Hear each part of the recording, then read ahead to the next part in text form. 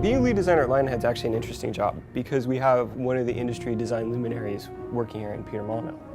So I work very closely with Peter to define the game vision, and then I work specifically day to day on the team trying to bring those pillars and that vision to reality.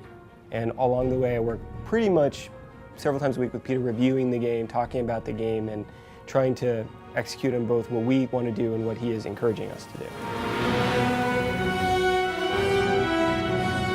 You're still going to be a hero. You're still going to have swords, you're still going to have guns, you're still going to have magic. But this time you're going to be leading a country as well as that. We're not going to make it easy for you though. There are going to be challenges in your rule. Like many of us have seen, the leaders that we elect in today's world often age badly in the first couple of weeks when they realise the enormity of the problem that they're taking on. We have always been a game that tries to be fairly accessible and something that hits a broader audience. So with Fable 3, what we're doing is keeping that foremost when we're thinking about building it. But those that are long-term Fable fans won't be disappointed. Everything that they've loved about the Fable franchise will still be there. A role-playing game is all about, this is me playing the role of a hero and a king or a queen. It's really about not getting rid of every element of an RPG, but certainly making it something that people who aren't interested in that side of things will still enjoy.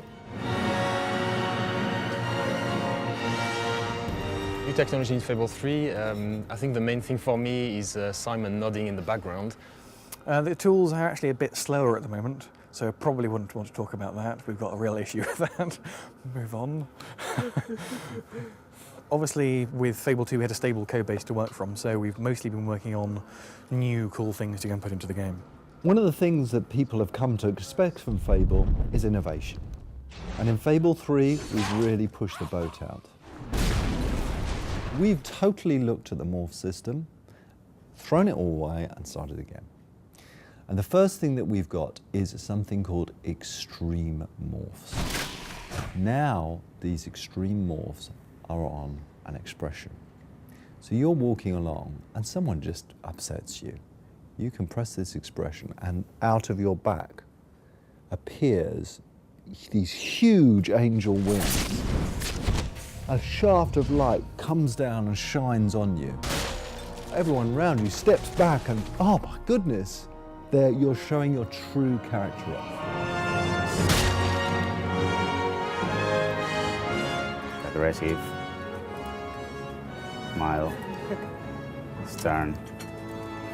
We've got hot syncing in the tools now, so all the artists can edit a texture and pop it into the game immediately just by hitting a button, and it never fails, obviously. Can I redo that bit? Never works.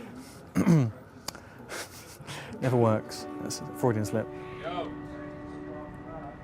There's another thing which I think we could use for morphing, which is really interesting, which I've never seen before. And that is the weapon that you use.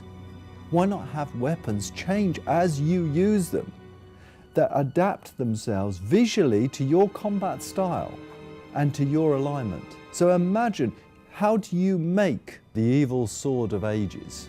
You make it by using it in an evil way. And as you use it, as you kill innocent victims, so you will see it glow and drip with blood all the time.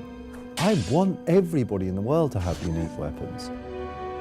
As we teach you our new way of doing weapon customization, we need to think about how we teach that to the player, making sure that every facet of it makes sense, is clear, is understandable, isn't too complicated, but is deep enough, and all of that is very hard, very challenging, but it's also very fun.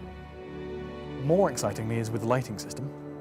In Fable 2, I think, to generate the lighting for all the levels took a bank of 6 very, very powerful machines, 7 days to generate all the lighting for everything. Today we've got a bank of 1 machine which generates all the levels in 5 hours, which is a lot better. We've also been looking at how you express yourself, and we're giving you the ability to touch things. Now this may sound strange, but imagine this, being able to reach out and touch your girlfriend in the game, being able to hold, persuade, pull, push, all that can be done dynamically. There is a fantastic amount of fighting and great combat and a really swift, pacey storyline, which is really engaging and really snappy. Fable 3 is going to be a damn good adventure.